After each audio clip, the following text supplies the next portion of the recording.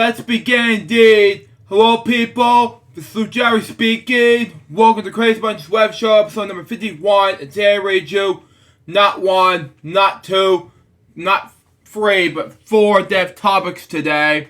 We're going to celebrate Jim Lehrer 2 years later topic. So let's read it out, shall we? So we got. His name is Ron Franklin. Was an American sportscaster. He was employed by ESPN from 1987 to 2011, okay? He was fired by ESPN on January 4th, 2011, after making, I'm not going to say the S word in this video on YouTube, anyway. Comment to a colleague. Wow.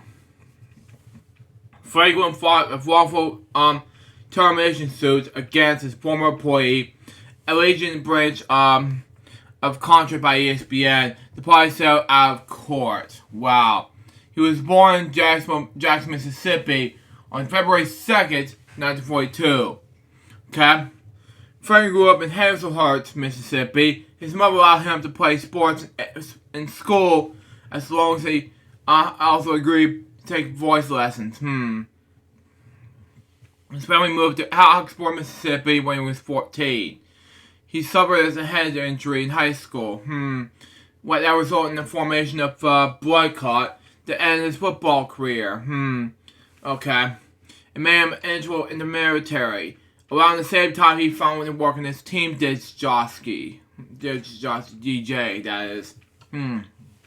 Which got him interest, and combined his interest in boxing and sports, okay? While he was a student at the University of Mississippi, Franklin worked the wake-up shift in the radio station, okay? Attended classes during the day, and then returned to the station in the evening to work on commercials, okay? To further vocal trade, he performed in college theater. He was an honorary member of the Semi Alna Esma family, okay? Part of ESPN, he was a basketball and football play-to-play commentator in the University of Texas from 1983 to 1988. He was a play-by-play voice for the Houston Oilers, from 1971 to 1982. He also worked as sports director for 4 different local news stations: KSWS TV, now known as KBR, and in Roswell, New Mexico in 1965, KBOO TV, now known as KJRH TV, in Oklahoma, and from 1967 until 1971, and Houston, Texas, for 2 news stations. KHUO TV from 1971 to 1980, then KPRC TV from 1980 to 1987. His career began for ESPN in the same year in 1987. While with ESPN, he primarily worked with the play-by-play commentator in ESPN college coverage, college football, basketball, something like that, and somewhat much others. Anyway, from 1987 to 2005, he anchored ESPN college football primetime. Primarily with Mike Godfrey. 2006, he moved to ESPN 2. College football primetime with Ed Cunningham. 2007, the cast crew moved to ESPN and ABC to call mainly Big 12 games, okay? In college basketball, he was a primary ESPN play-by-play man with friendship for Big 12 games. Joe also called the MIT Championship. He also called the tennis French Open, college basketball, and the U.S. Olympic Festival. He also did some years at the Miss Texas USA pageants. He signed a contract extension with ESPN in 2006. Okay, Holy Roll began in 2005 on October 1st. To go to the game during between Notre Dame and Purdue, okay, that Franklin was calling, okay, sideline reporter Holy Roll praised Peru events coordinator Brock Spack for using all 3 timeouts of defense to dispute trailing by 4 touchdowns later in the game. If the coaches are giving up, Rowe added, "What does that say to the players?" Franklin responded, "Holly is it not giving up? It's 49-21, sweetheart." In response to that, Mo Davenport, senior core producer of the college football, said, "It was an inappropriate comment, and we committed our debt to Ron. That's never a reason to say something mean-spirited to Ron, apologize, and we do it entirely." This one incident from Jeannie Edwards, something like that, I don't know. During a pressure meeting from part of the ESPN telecast of the Bowl, something like that. Anyway, on December 31st, 2010, Franklin addressed some lines before Jeannie Edwards in the constructed tone, "a sweet baby." When she suggested Franklin call her, and I'm not gonna cuss in the stream, but the video, but that's just me. The incident was reported to ESPN by another colleague. Okay, and ESPN tried to pull Franklin up from the Chick-fil-A coverage that night, but it was unable. Instead, Franklin was removed from the ESPN radio's coverage from the 2011 BS Bowl that following day. Strange enough. Franklin apologized for remarks that following Monday and said he deserved to pull from the Fiesta Bowl. However, ESPN fired Franklin the following day. In the statement, ESPN noted, "Based on what occurred that last Friday, we have ended our relationship with him." He was married with one child. He lived in Austin, Texas. He died last Tuesday. He was 79 years old. Now, my next step topic has to do with Michael Robin Jackson, okay? MLMBE, okay? Was a British-American talk show radio host, okay? An recurring commercial actor. He was based in the Los Angeles area. Jackson's best known for his radio show was covering arts, politics, and human interest subjects. Probably in the Los Angeles, greater South California areas in the area before shock jocks. His show originally aired at LA radio station KABC, briefly aired on KJL. Okay, he was born in London, England on April 16th, 1944, and experienced a blitz as a child. Wow. After the war, during his father was served at RAF as a navigator trainer, his family moved to South Africa, where he became a radio disco jockey, okay? The Jacksons were appealed to by the operative then document in South Africa, okay? And they moved to United States in 1958. The Jackson have always wanted to be on radio in Los Angeles. But first he wanted to cities like San Francisco, where he did a top 40 show for station KYA. He made appearances in the U.S.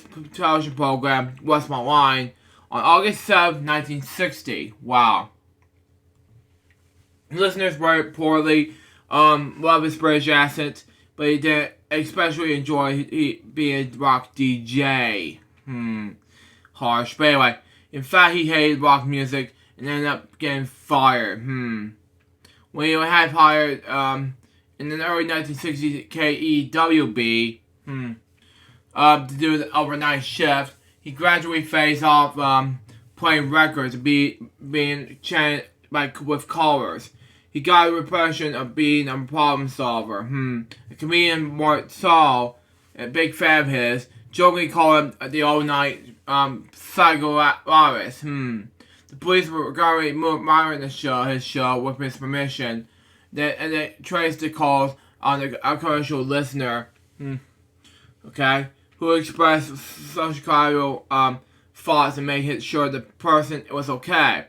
Time magazine would praise him for his ability to maintain calm demeanor, no matter what the subject turned out to be. Okay?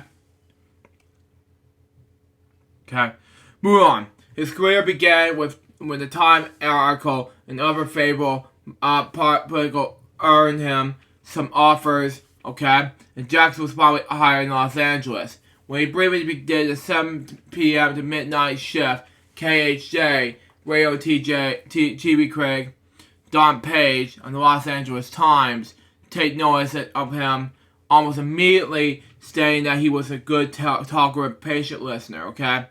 With an agile and flexible command of language, okay? But with his ratings were what KHJ hoped. He was fired. Wow. Fortunately, the CBS affiliate KNX picked him up, but it was found performance very finding. Finally, in 1966, her next talk station, KABC, hired him. It was a perfect fit. The station have been given success in their talk radio format. They to give Jackson 9 a.m. to 1 p.m. later, 9 a.m. to noon spot. Jackson remained the next 3 decades. With critics continuing to comply him, being sympathized and lied to him. Okay.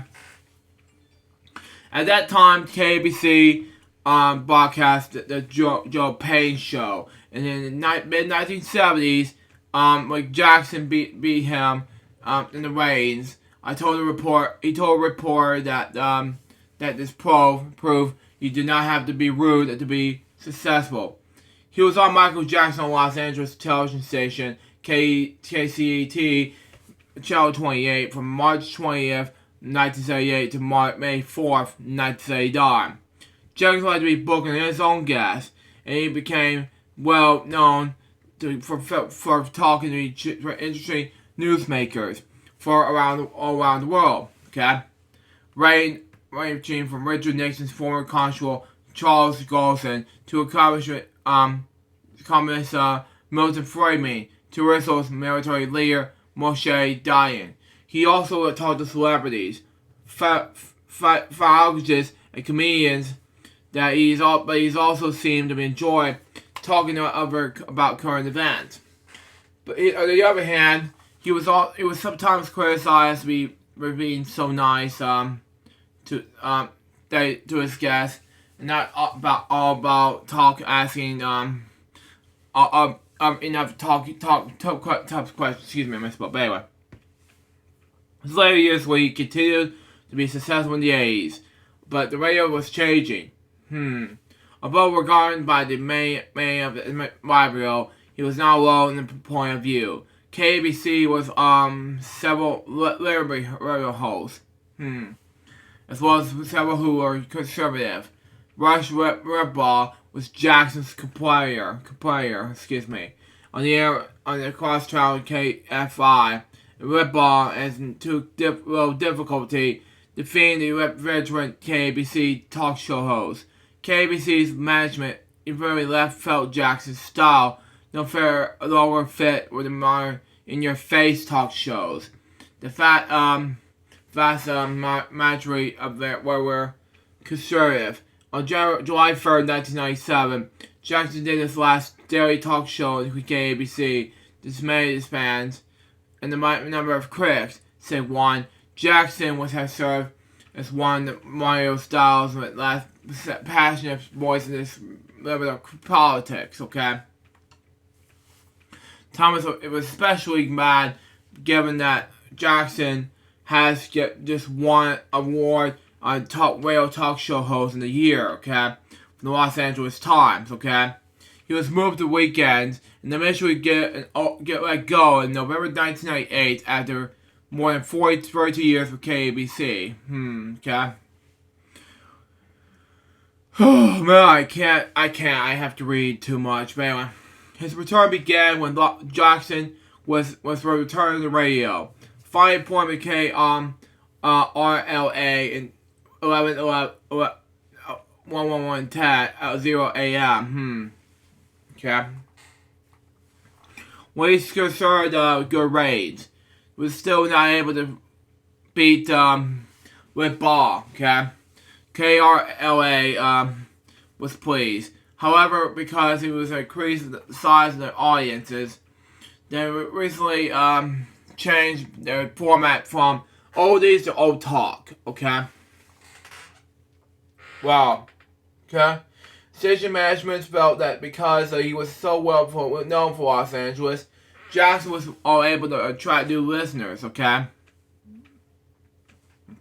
Jackson had found himself not only how to work again with KRLA, who sold in October 2000. In addition to changing hands, KRLA was also changed its programming, okay? Because it becoming a sports station, okay? And then he was hired by KLAC. And only to be placed out to work in 2002. When it was the station was changed in its format back to music, okay? In 2003, Jackson was inducted to the Radio Hall of Fame. He was still a television announcer, okay? But at that point, he had no station to work for. The Englishman did not freelance work, okay? Producing interviews for all news radio station, KNX, okay? Doing some work as a news analyst, but he chose not to renew his contract, citing a lack of radio time slot, okay? As well as the frustration when he was long and throughout interviews and were edited down to 2-minute snippets. Ugh. Next, Jackson joined the new KGIL 1260 AM. He had been playing classical, boring anyway, but now the owner, so Lehrer, wanted to change formats, and Jackson was one of the talk show hosts he hired. His first show at KGIL was on October 29th, 2007. He remained there for almost a year. The show was 2 hours in length, and his interviews with political guests with Margaret Collins were highly respected.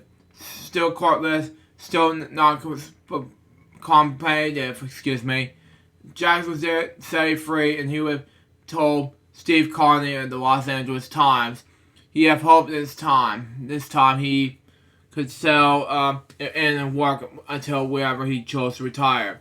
That would not be, and would let go, especially on Friday, September 12, 2008, upon his return to vacation 2 days earlier. He was now allowed to say a final farewell to his longtime listeners. The station reportedly decided to switch to syndication programming. In fall of 2009, Jackson returned to KABC as a co-host of a additional show called Ritual Recital with Michael Jackson, airing Sundays from 11 to noon. As of February 2010, the program was still in the air. Jackson found the regular host, Pat Morrison, on her KBCC National Public Radio affiliate on Radio California show on July 18th, 2011, was a replacement. I'm going to read Personal Life and Death, and that'll be it. In 1965, Pat Jackson married Elena Lehrer, daughter of actor Alan Lehrer and his agent, Sue Carroll. Alia died in 2014. The couple has 3 children: Alan Jackson, Alyssa Lipton, and Devon Jackson, and 5 grandchildren. Jackson died in his home in Los Angeles following a bomb battle with Parkinson's disease last week. He was 87 years old. Now, for my next death topic, it's going to be very long, and I'm going to just read this right now. So shall we? So we got. The only thing I'm going to read is this thing, the only Marvin Lee with Day thing, and we'll read about his personal life, his death. That was it. So this the only thing, that'll be it for me. Anyway, Michael Leah Day, born Marvin Leah Day, September 27, 1947 to January 20th, 2022, better known as Meatloaf, was an American singer and actor. He has been noted for his powerful, wide-ranging voice and variable live shows. His Bad Hell trilogy, Bad Hell 2, and Back into Hell, and Bad Hell 3, The Monsters Loose, has sold more than 65 million albums worldwide. The first album stayed on the charts for over 9 years. Wow. And more than 4 decades after its release, still sells a million 200,000 copies. Wow. Oh, annually. One of the best-selling albums in history. After the commercial success of the 2 Bad House albums, winner a Grammy Award for Best Solo Rock Vocal Performance for the song "I Do Anything But Love, But I Won't Do That." Meatloaf, nonetheless, interest in such difficulty in establishing a steady career within the United States. This does not stop him from becoming one of the best-selling music artists of all time, with worldwide sales of more than 100 million records. Wow. This key was a success to give retention of as iconic status and probably in Europe, especially the United Kingdom, where he received the 1994 Brit Award for Best-Selling Album and Single. Appeared in 97 film Spice World and ranked number 23 for the number of weeks spent in the UK charts in 2006.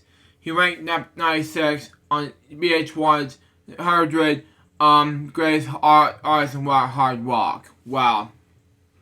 Wow. He also appeared in over 50 films, TV shows, sometimes as himself or as characters remembers on the stage for Romeo. But, yeah. His films roles includes A in the Rocky Horror Picture Show in 1985, Bob Paulson in Fight Club in 1999, and so forth. Okay?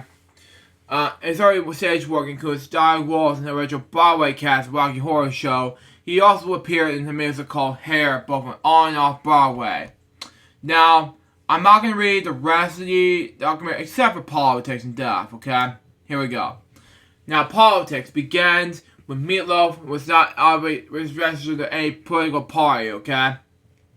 He first performed in the 1997 political pre-organization ball for the re-election Democrat President Bill Clinton, and attended the 2001 inauguration of Republican President George W. Bush.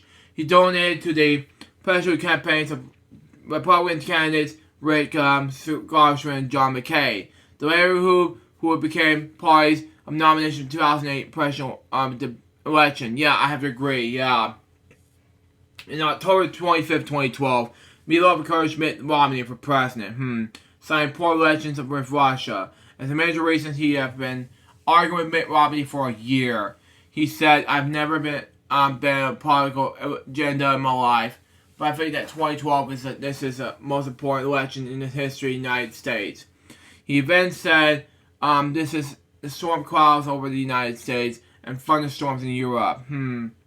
Wow. There are hailstorms. Wow. And I mean major hailstorms in the Middle East. And there are storms brewing there, China, and then through Asia, through everywhere. The same day he performed America the Beautiful stand next to Romney. I have to agree with Meatloaf at this point, but that's just me. In 2017 interview with Billboard, he made positive remarks about, oh God help me. Anyway, the Trump family, anyway. And they worked together on Celebrity Apprentice 2011.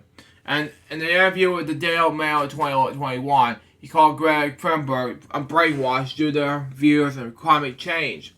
He described relations about his reaction to the COVID-19 pandemic, telling the Pittsburgh Post in August 2021, "I get hug people in the middle of COVID-19. I understood stopping life with a little while, but I cannot continue to stop life because of politics." He just described the person who called for people that are airplanes to wear masks as a Nazi or power bad. Meatloaf then said, "If I die, I die. But I'm not going to be controlled." Well, he died in Nashville, Tennessee on the evening of January 20th, 2022. He was 74 years old. No cause of death has been announced. His daughter has posted on Instagram, on January 7th, we are not sick. We have not been so many friends, and family tested positive right now. Positive is doing okay. But doing okay. Several musicians including Bonnie Tyler, Cher, and Brian May posted tributes to former President Donald Trump. Well, I'm going to read one more death topic, and I'll read one more of these, and I'll just wrap things up, okay? Louis Perry Harrison was an American stand-up comedian, actor, author, and game show host. As he created the cartoon character series Life of Louie, wrote 4 books, including Hey's Mom's Serious Stories with My Mother, but you can read them as well. I'm not going to read 2, but anyway. But published in 2018. Wow. He was the initial host in the third revival of the game show series, Family Feud, from 1999 to 2002, okay? But his performance in the Fox comedy television series, Baskets, Anderson received 3 consecutive primetime Emmy Award for Outstanding Support Actor in comedy series nomination, and won once in 2016, that is, anyway. Anderson performed in a stand-up comedy show called Louie Watching Live in Las Vegas, Nevada from 2003 to 2012. The show originated in the Museum Plaza Hotel downtown, before moving to Exeter, but down South Point and Dallas Station hotels. He was born and raised in South Minnesota on March 24, 1953, the son of R.C. New Poi, a Mayfair district, and Louis William Harrison. Okay. His father was a trumpeter for his singer Holly Carmichael. Wow. Harrison was the second youngest of 11 children in his family.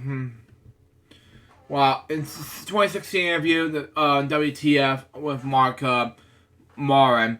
Okay. Harrison revealed that his mother was actually gave birth to 16 children. But 5 of them, the first baby and the 2 sets of twins, died at birth. Harrison described his father as abusive and alcoholic. Harrison attended Johnson Senior High in St. Paul. Okay. His career began when he made a television debut in January 13th, 1984, Rodney Dangerfield, Young Comedian Special on HBO. In the same year, 1984, November 20th, he made his network debut as a comedian on Tonight Show with Johnny Carson, okay? In late 85, Anderson was cast as Lou Habitan, alongside Brian Pitcher as the pilot episode of Perfect Strangers on ABC, which is known in the early stages as Greenhorn, okay? When the show picked up, Anderson was replaced by Mark Lynn Baker in the role of Appleton, okay? Where his first name was then changed to Lou DeBlary. As the producers picked that conjoining between Anderson and Pitcher was quite right. The show ran for 8 seasons on ABC. In 1986, Anderson was a small role in the singing telegram scene in Ferris Bueller's Day Off. In 1987, Anderson appeared in the comedy special on Showtime. In 1988, Anderson played a small role in John Landis' film Coming to America, which starred A. Murphy and Arcea Hall, a role which he responded to the 2021 sequel. Anderson was starred in the 1988 camp comedy movie The Wrong Guys, based on a story by the late John Hughes, that is. Anyway, in 1989, Anderson guest starred in the first episode of the Muppet television special segment of the Jim Henson Hour. Wow. In 1995, the year I was born, Anderson created and produced a Saturday morning cartoon called, for Fox called Life of Louie, okay? The series was based on Anderson's childhood with 10 siblings. Wow. A sweetheart mother and with loud word quieter father. He also detailed how we picked up on this weight. Wow. And how he used comedy to deal with this teasing. Okay. But the show was a 3-year hit on Fox. It won 2 Daytime Emmy Awards for Outstanding Performer in Emmy program. In the same year, 96. Anderson created and started with The Louie Show for CBS. The show has Anderson playing the psychologist in Dodgeville, Minnesota. The show ran for 6 episodes and was canceled. In 99, Anderson landed the role as host in the news version of Family Feud. Anderson asked former Feud host Richard Dawson to appear on the premiere show to give him the blessing, but Dawson declined. Anderson organized a 9/11 tournament week on Family Feud between the FDNY and the NYPD to put up $75,000 towards both organizations' recovery during 9/11 attacks. Anderson was let go for the show in 2002 and was replaced by Richard Karn, okay? In 2000, Anderson appeared as a panelist in an episode of To Tell the Truth, hosted by John O'Reilly. In 2001, Anderson appeared in the episode of Lucas Link, winning $31,000. He made an appearance in network television in Scrubs, Grace Under Fire, Touched by an Angel, then Sings My Soul, and that same year, 99. November 28, something like that. In Chicago Hope, okay? He guest starred in the Adult Swim cameo-filled show, Tom Goes the Mayor, okay? Anderson played a 2006 World Series of Poker main event in Las Vegas, Nevada. In 2012, Anderson filmed a stand-up comedy special titled Louis Anderson Big Baby Boomer. In it, Anderson poked fun at his bad habits, pacing family members, aging body. Wow.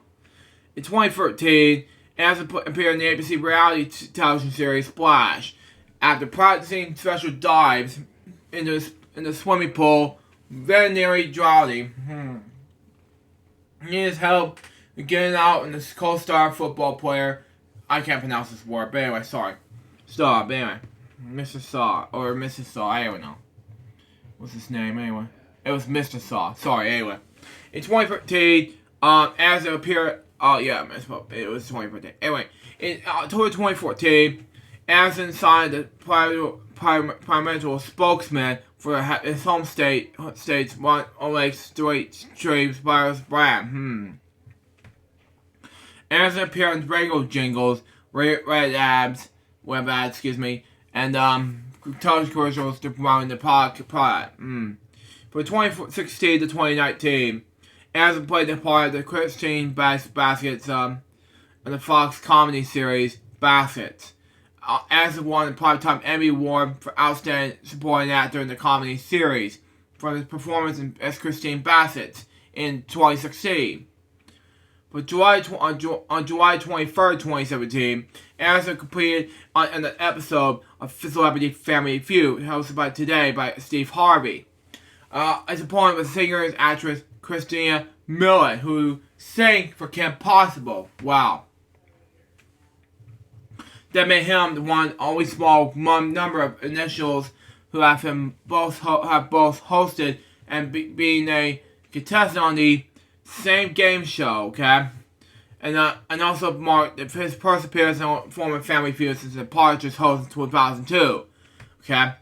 And as a regular panelist on the CTV game show, funny you should ask, from September 2008 to the show went after hiatus in 2020, Stand-up style, Dennis Miller called him one of the brightest and the feet comedians I know. There's very few. I'm going to leave my dressing room to watch Louis have a Fred Astaire with a broken leg approach. Very nimble. He wasn't hammer points home, okay. But he would have a weak back that was always Pulp Fiction like, okay. Move on. Personal life. In 1985, Anderson married his high school sweetheart. The marriage only lasted 4 weeks. Blackmailing incident. In 97, Anderson was blackmailed by a man named Roger John Gorham. Gorham redeemed money for Anderson, threatened to reveal to tabloids that Anderson reportedly sexually, I think Landon I want to say, but anyway, reports raided him in the casino in 1993. Between 97 and 98, Anderson paid Gordon $100,000, wow, in hush money. Anyway, fearing that the story, which would threaten his story roles in two-family I can't pronounce this word, sorry, series, okay?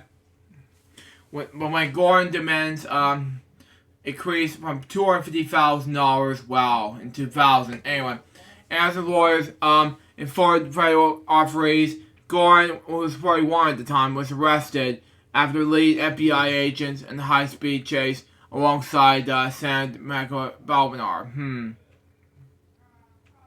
Gordon was fined and sentenced to 21 months in prison. Health and death. In 2003, Anderson underwent 2 successful heart procedures. On January 28, 2018, 2022, he was announced that Anderson has been hospitalized in Las Vegas, for watch B cell Ebola. He died from complications of cancer 3 days later. Yesterday. He was 68 years old. Now, 2 years later, I'm going to move on to my last topic, and that is, of course, Jim Lehrer. Now, and it's 2 years ago, tomorrow, that I'll have to talk about this, okay? He was an American journalist, novelist, screenwriter, and playwright, okay? Jim was an executive editor and news anchor of the PBS NewsHour on PBS, was known for his role as a debate moderator during U.S. presidential election campaigns, moderated 12 presidential debates between 1988 and 2012. He authored numerous fiction and non-fiction books that drew upon his experience as a newsman, along with his interest in history and politics. Wow. He was born on May 19, 1944, in Wichita, Kansas. His mother, Louis Catherine Nee Copeland, was a teacher, and his father, Harry Frederick Jr., was a bus station manager. His spiritual grandparents was German immigrants. His maternal grandfather was J.P. Jampin. A prominent church and native Nazarene figure. He attended school in Wichita, middle school in Beaumont, Texas, and graduated from Thomas Jefferson High School in San Antonio, Texas, where he was a sports editor for Jefferson Declaration. He graduated from the associate degree from Victoria College and the bachelor's degree in journalism from Missouri School of Journalism at the University of Missouri in 1956. Wow. Now, after graduating from college, Lehrer joined the United States Marine Corps and served for 3 years as an infantry officer. He strived in his service and travels with helping him to look beyond himself and feel the connection to the world that he was not have otherwise experienced. Wow. Whew-wee. In 1959, Lehrer began his career in journalism in Dallas Morning News. In Texas, Lehrer worked as a reporter for Dallas Times-Herald, where he covered the assassination of John F. Kennedy in 1963. And he was a political columnist for several years, and in 1968, he became a city editor. Lehrer began his television career in KERA-TV in Dallas, Texas, as executive director of public affairs and on host, and city editor of the nightly news program. Wow, makes more sense. Anyway, in 1972, he moved to PBS in Washington, D.C. To become a public affairs coordinator, a member of the journalism advisory board, and a fellow of the Corporation for Public Broadcasting, CPB for short. Anyway, he worked as a correspondent for the National Public Affairs Center for Television, or IMPACT for short. Anyway, where he met Robert McNeil. In 1973, they covered the Senate Watergate hearings and the revelation of Watergate tapes broadcast live on PBS. It covers the hearings with their help led to be to and be the inspiration of what became the eventually became the Lehrer report. Where covered the House Jersey Comrie impeachment inquiry of President Richard Nixon. Okay. In 1975, in October, Lehrer became the Washington correspondent for the Robert McNeil Report, 13 with WNET New York.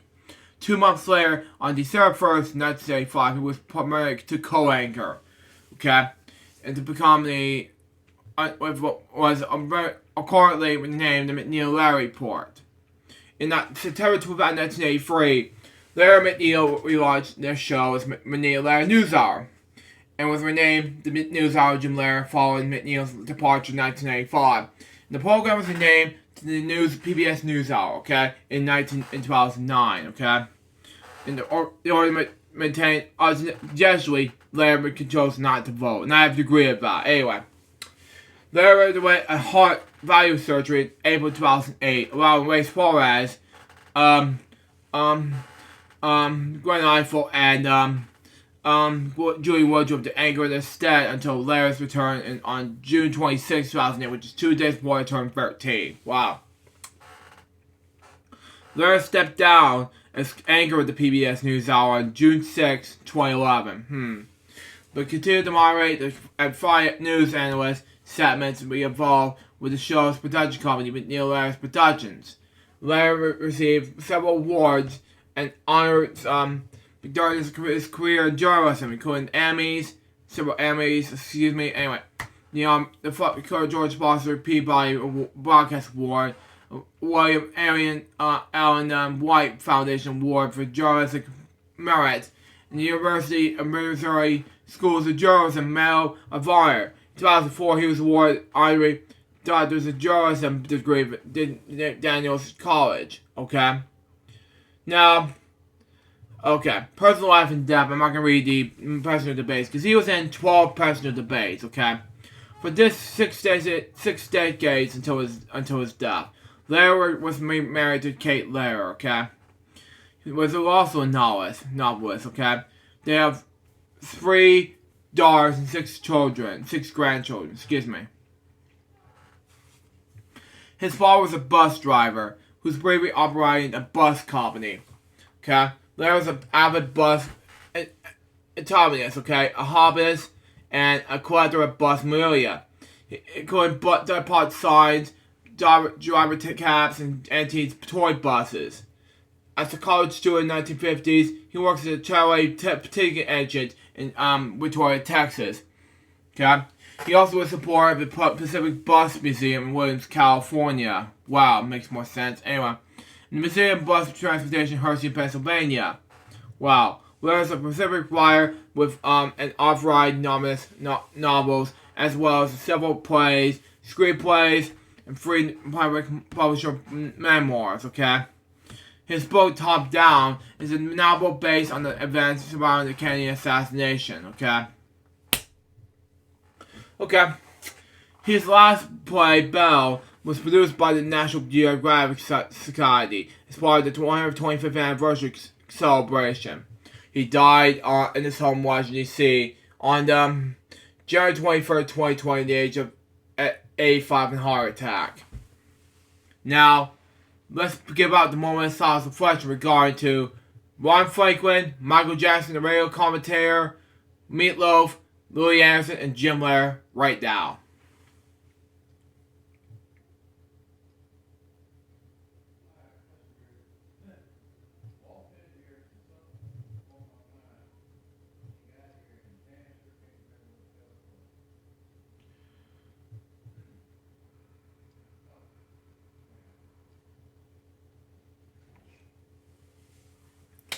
Thank you. Rest in peace to you, 5 of you. And that will episode of TheCrazyBunch's web show, episode number 51. Hope you enjoy it. Stay tuned for the next one, which is going to be episode 52. It's going to be a celebration of my dad's birthday. This is for you, Dad. Till next time, so Joseph, bye. Peace out, baby. We get more episodes to go through soon. Till then, Jefferson out. See ya.